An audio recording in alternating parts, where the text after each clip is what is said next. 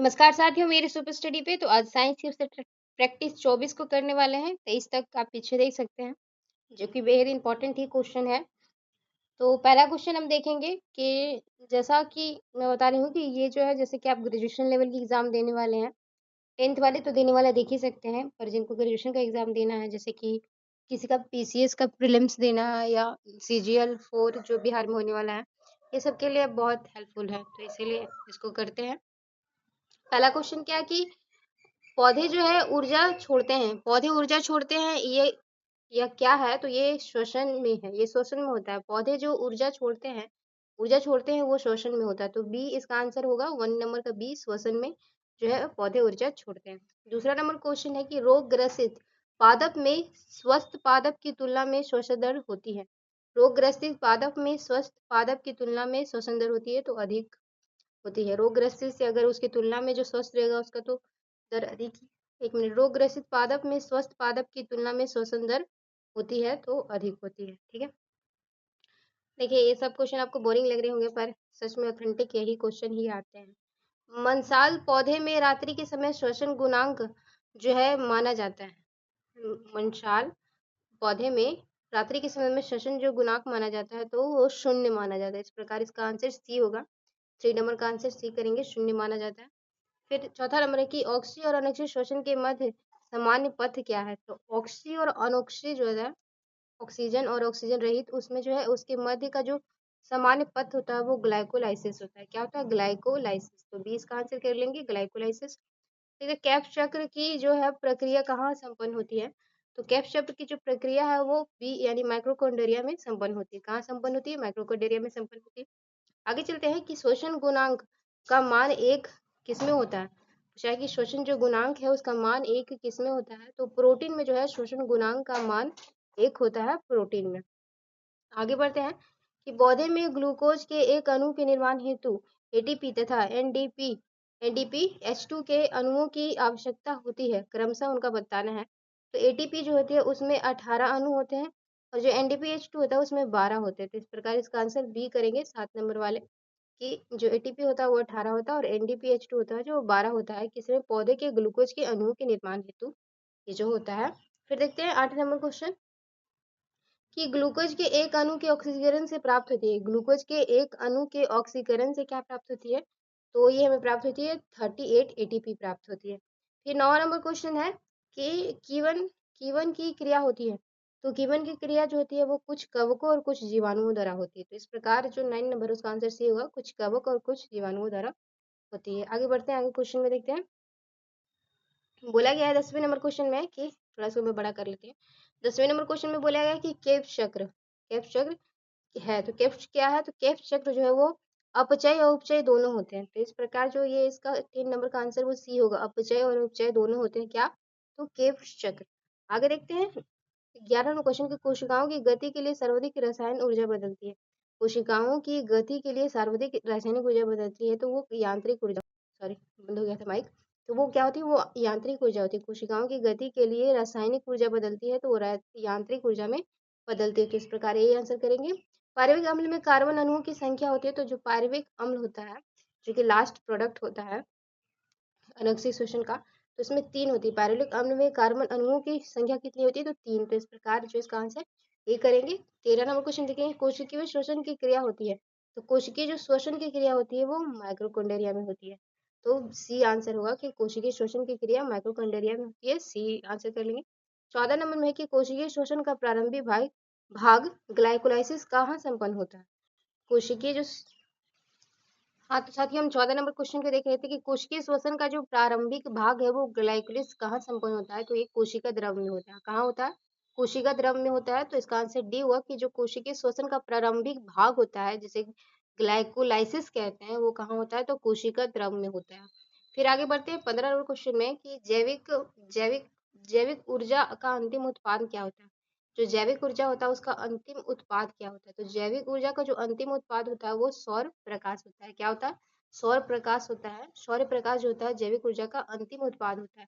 तो इस प्रकार इसका आंसर ए करेंगे। देखते हैं 16वें नंबर क्वेश्चन में कि निम्नलिखित में से कौन सा एंजाइम ग्लूकोज को एथेनॉल में परिवर्तित करने को प्रेरित करता है?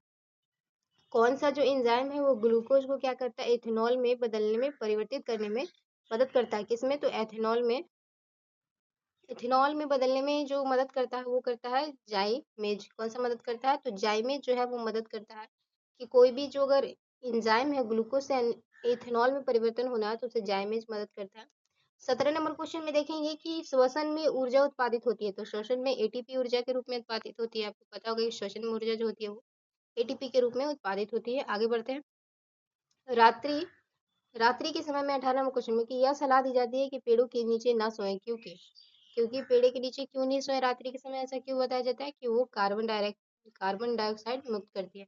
बताओ कि CO2 जो है रात के समय में पेड़ें मुक्त करती हैं, इसीलिए इससे सलाह दिया जाता है। फिर देखते हैं 9 नंबर क्वेश्चन में कि ग्लाइकोलिसिस का अंतिम उत्पाद क्या होता है? तो ग्लाइकोलिसिस का जो अंतिम उत्पाद होता है वो होता है पायरुविक अम्ल। क्या होता है? पायरुविक अम्ल होता है। तो बी आंसर कर लेंगे। फिर देखते हैं ग्लाइकोलाइसिस एवं केफ चक्र को जोड़ने वाली कड़ी निम्नलिखित में से कौन सी होती है? तो ग्लाइकोलिसिस और केफ चक्र को जोड़ने वाली कड़ी निम्नलिखित होती है। तो ये देखेंगे तो ये सी इसका आंसर होगा कि एसिटिल CoA जो है वो ग्लाइकोलिसिस एवं केफ चक्र को जोड़ने वाली कड़ी होती है। तो एसिटिलिन CoA कर लेंगे, सी इसका आंसर होगा। तो इस प्रकार से बी का आंसर सी हो जाएगा।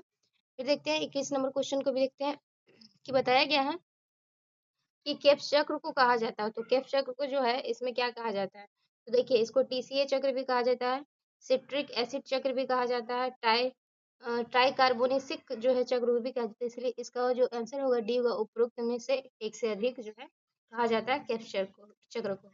आगे बढ़ते हैं। आगे परीक्षा दृष्टि आ गई है तो इसको भी पढ़ते जाएंगे, ये बेहद इंपॉर्टेंट होता है। तो देखते हैं कि ऑक्सीजन की खोज किसने किया था? तो बेंट ने जेई में की थी, यानी कि बेंट नाम के एक व्यक्ति थे, वो जेई में जो है वो ऑक्सीजन की खोज की थी। ऑक्सीजन आपको पता है कि एक पादप हार्मोन है। फिर देखते हैं कौन सा हार्मोन शीर्ष प्रभावित करता है? शीर्ष प्रभावित करता है ऑक्सीजन जो होता है, जैसे कि पौधे का बढ़ने का जो शीर्ष होता है, जो टॉप होता है, उसको प्रभावित करने वाला जो पादप हार्मोन होता है वो भी ऑक्सीजन होता है। तो ये कहने का मतलब इस क्वेश्चन का। वर्धित प्रजनन में कलमों में शीघ्र जड़ें उत्पन्न करने के लिए किसका प्रयोग किया जाता है? तो इंडोल ट्यूबुलाइटिक अम्ल का जो है वो प्रयोग किया जाता है। कौन सा? वर्धनी प्रजनन के कलमों में शीघ्र जड़ें, कलम निकलता है ना पेड़ में, आप छोटे से पेड़ में देखेंगे तो उसके जड़ को शीघ्र बढ़ाने के लिए जो है वो एंडोल ब्यूटाइरिक अम्ल का प्रयोग किया जाता है। ऑक्सीजन का हस्तांतरण कैसे और किस दिशा में होता है? ऑक्सीजन जो है यानी पादप हार्मोन ऑक्सीजन का जो हस्तांतरण कैसे और किस दिशा में होता है? तो ये सक्रिय होता है और एक दिशीय होता है। किसी एग्जाम में पूछा होगा इसीलिए इस तरह से क्वेश्चन बनाया होगा, कैसे और किस दिशा में। वो सक्रिय होता है और एक दिशीय होता है। ठीक है। ऑक्सीजन का सर्वप्रमुख कार्य क्या है? तो कोशिकाओं की लंबाई में वृद्धि करना है। क्या करना है? कोशिकाओं की लंबाई में वृद्धि करना है ऑक्सीजन। ठीक, देखते हैं ऑक्सीजन जो है, ऑक्सीजन को पौधे से सर्वप्रथम इंडोल एसिटिल एसिड के रूप में किसने अलग किया था? तो ये सॉल्कोवस्की जो कि जापान के थे, वही जो है वो सर्वप्रथम एसिटिल एसिड से के रूप में अलग किया था ऑक्सीजन को। फिर आगे देखते हैं कौन सा हार्मोन फल फूल पत्तियों आदि के असामयिक रूप से पौधे से गिरने को नियंत्रित करता है? तो जो नियंत्रित करने वाला होता है जो कि फल फूल उसका पत्ती ना गिरे, तो वो ऑक्सीजन से जो है ऑक्सीजन से ही मतलब नियंत्रित किया जाता है। ऑक्सीजन से ऑक्सीजन से। ठीक है। आलू आदि के पौधे में सुप्त कलिकाओं को सुप्त अवस्था में ही बनाए रखने के लिए किस हार्मोन का प्रयोग किया जाता है? तो इसका आंसर भी ऑक्सिन होगा कि आलू का जो आलू पौधे में सुप्त कलिकाओं को सुप्त अवस्था बनाए रखने के लिए किस हार्मोन का प्रयोग किया जाता है? तो ऑक्सिन का प्रयोग किया जाता है। फिर आगे बढ़ते हैं।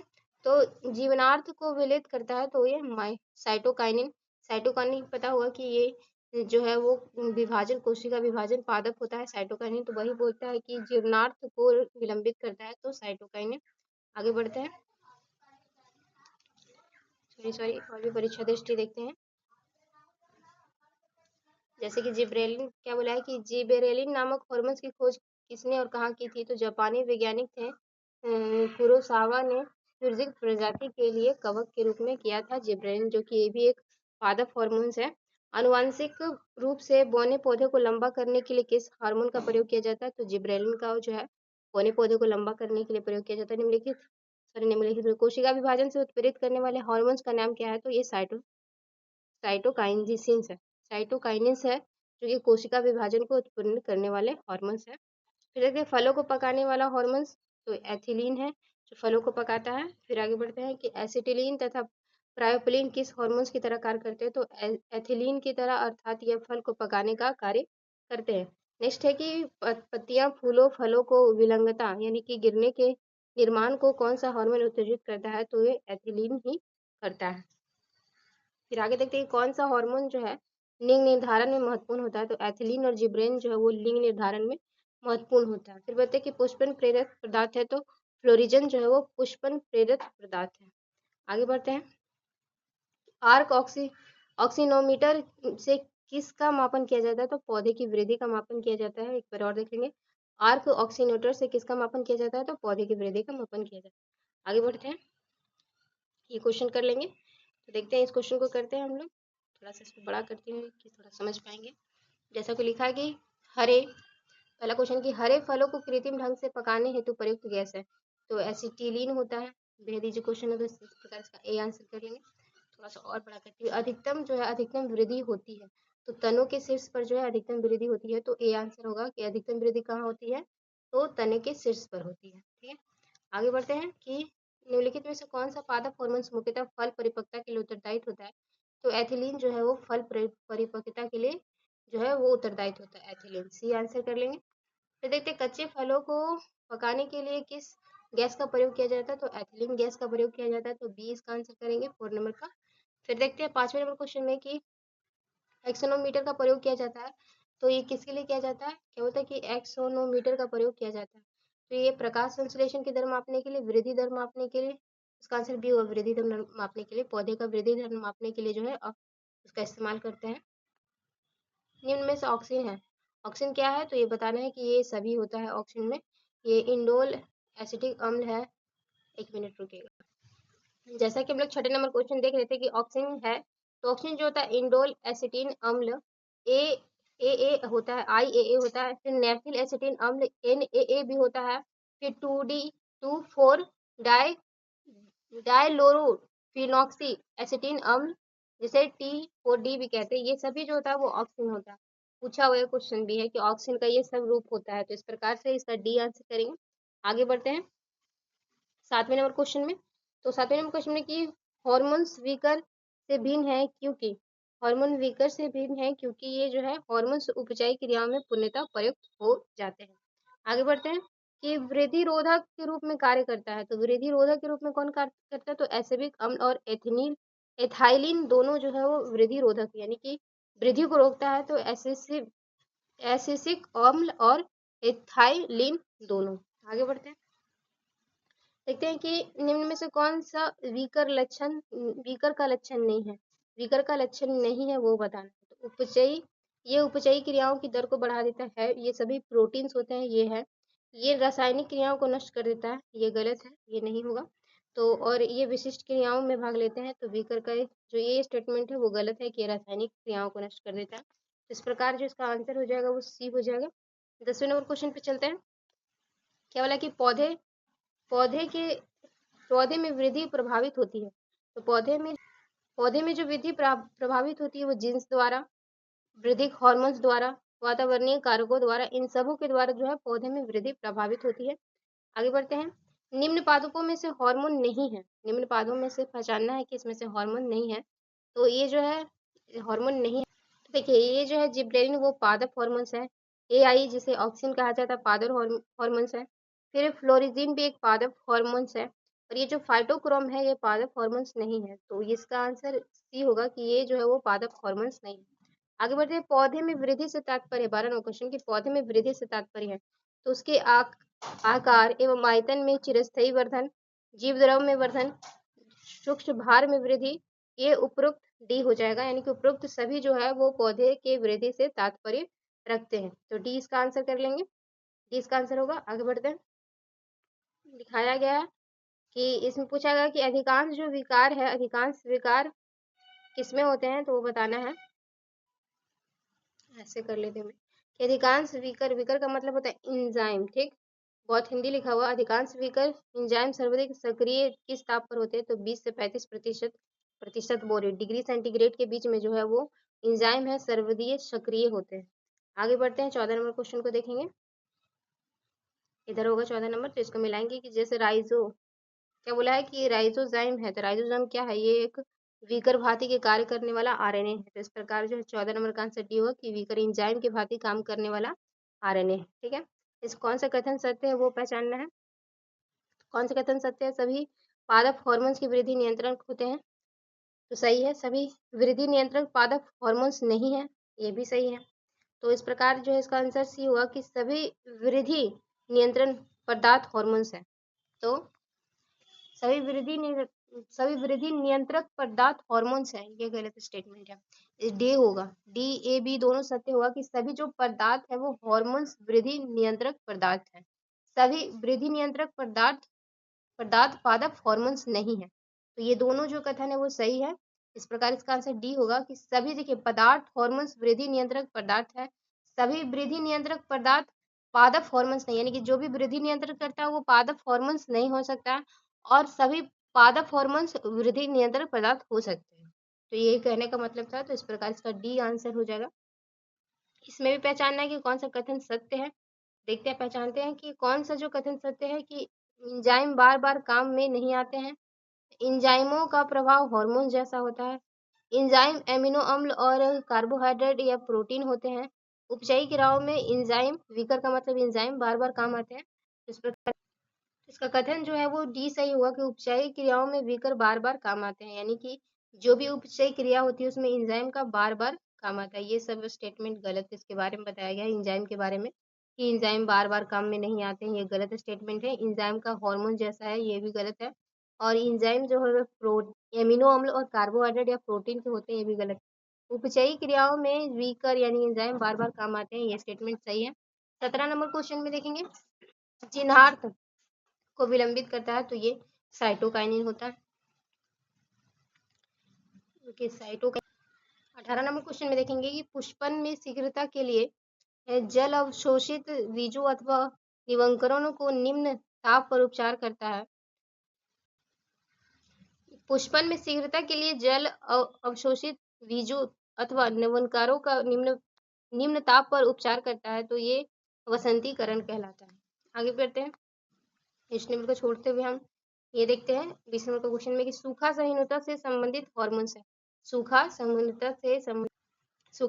से हार्मोन्स है, तो ये जो है वो जिब्रेलिन है। फिर आगे देखते हैं कि निम्न में से कौन सा एक पादप हार्मोन्स है, तो इसमें से बताना है कि कौन सा है, तो ये साइटोसिन एक पादप हार्मोन्स है।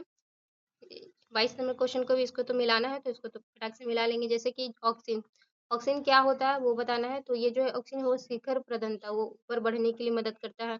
जिब्रेलिन क्या होता है, तो ये कोशिका वृद्धि के लिए होता है। साइटोसाइनिन क्या होता है, साइटोकाइनिन, तो ये कोशिका विभाजन के लिए होता है। एब्सिसिक एसिड जो होता है वो वृद्धि का अवरोधक होता है। तो इस प्रकार इसका आंसर जो भी मैच करेगा कि 1 का 4, हाँ, तो ये 4 मिला लेंगे इसका, जैसे ये है जिब्रेलिन का, ये है साइटोसाइन कोशिका विभाजन, ये इस प्रकार इसका आंसर बी हो जाएगा। आगे बढ़ते हैं, और भी जो क्वेश्चन कर लेंगे इसको। जैसे कि गन्ना है, जैसे कि देखिए पूछा हुआ है 2023 में झारखंड का जो प्रीलिम्स एग्जाम हुआ था जेपीएससी का, उसमें कि गन्ना है, तो गन्ना क्या है, तो गन्ना जो है वो कम दीप्ति काल का पौधा है। कैसा है, कम दीप्ति काल का, अधिक दीप्ति काल का नहीं है, उदासीन दीप्ति काल का नहीं है, ये भी नहीं है, तो ये क्या है, कम दीप्ति काल का पौधा है गन्ना। पूछा हुआ है 2023 में ही। फिर देखते हैं कि एक, क्या बोला कि एक पेड़ के तने में मृदा सतह से 1 मीटर की दूरी पर, मृदा जो है सतह से 1 मीटर की दूरी पर एक कंटी ठोकी जाती है। 2 वर्ष बाद वह कंटी क्या होगा, तो उसी जगह पर रहेगी। कहने के बाद बीपीएससी 2024 में पूछा हुआ क्वेश्चन, ये कितना मस्त क्वेश्चन है कि एक पेड़ के तने में जो है मृदा की सतह से 1 मीटर की दूरी पर अगर कोई काटी ठोकी जाती है, तो 2 वर्ष बाद वो काटी क्या होगी, तो वो उसी जगह पर रहेगी। ये इसका आंसर हो जाएगा। फिर देखते हैं कि कौन सा हार्मोन रंध्रों को बंद कर देता है, तो ए जो हार्मोन्स होता है वो रंध्रों को बंद कर देता है। फिर बोला है 26 नंबर क्वेश्चन में, 26 नंबर क्वेश्चन ऐसे करती हूँ, 26 नंबर क्वेश्चन में कि 2,4-D एक संश्लेषित है, तो ये ऑक्सीन है। क्या है, ऑक्सीन है। 2D4 क्या है, एक ऑक्सीन है। ठीक है, आगे बढ़ते हैं। ये परीक्षा दृष्टि है, तो इसको कर लेंगे थोड़ा सा परीक्षा दृष्टि को। नजर तो नहीं आ रहा है, फिर भी मैं पढ़ती हूँ फटाक से। कि प्रकाशनतन किसके कारण होता है? टॉक्सिन के कारण होता है। छुई मुई पौधे छूने से क्यों लटक जाती है? तो वह पर्णधार की कोशिकाओं की स्फीति के कारण स्फीति दबाव बदलने के कारण जो वो बदल जाती है। इसका एमसीक्यू देखेंगे। एमसीक्यू देखते हैं कि जैसे कि पहला क्वेश्चन कि अनुवर्तनीय गति का मुख्य कारण क्या है? तो अनुवर्तनीय जो गति होता है उसका मुख्य कारण क्या है? तो कोशिका दीर्घकरण है। क्या है? कोशिका दीर्घकरण के कारण जो है अनुवर्ती गति का मुख्य कारण है। आगे बढ़ते हैं। थिग्मोट्रोपिज्म ठीक ठीक ठीक ठीक किसके द्वारा दिखाया जाता है? तो ये प्रांतों यानी कि डेंड्रल्स के द्वारा जो है वो थिग्मोट्रोपिज्म दिखाया जाता है। फिर बोला गया है कि कुछ पुष्प दिन में खिलते हैं और रात में बंद हो जाते हैं, उसे कहते हैं फेटोनेस्टी कहते हैं। क्या कहते हैं? फेटोनेस्टी कहते हैं। दिन में खिलते हैं और रात में बंद होते हैं तो फेटोनेस्टी कहते हैं। आगे बढ़ते हैं कि नेस्टिक यानी कि अंकुचन अंकुचन अंकुचन संचलन का कारण नहीं है। आकुंचन संचलन का कारण नहीं है तो शर्करा नहीं। रसायन है, तापक्रम है, प्रकाश है, पर शर्करा नहीं है। आगे बढ़ते हैं कि किलोनोस्टेट का उपयोग अध्ययन करने में होता है। किलोनोस्टेट का उपयोग अध्ययन करने में होता है तो गुरुत्वाकर्षण गुरुत्वानुवर्तन में होता है। किलोनोस्टेट का उपयोग किसके अध्ययन में होता है? तो गुरुत्वानुवर्तन में होता है, नुवर्तन में होता है। आगे बढ़ते हैं। ये परीक्षा दृष्टि है, इसके बाद सारा परीक्षा दृष्टि है, तो हम लोग ये सारे परीक्षा दृष्टि को कल देखेंगे। और आज के लिए जो 24 सेट पेपर है, तो अच्छा लगा हो तो जरूर आप सेशन को लाइक कर दीजिएगा।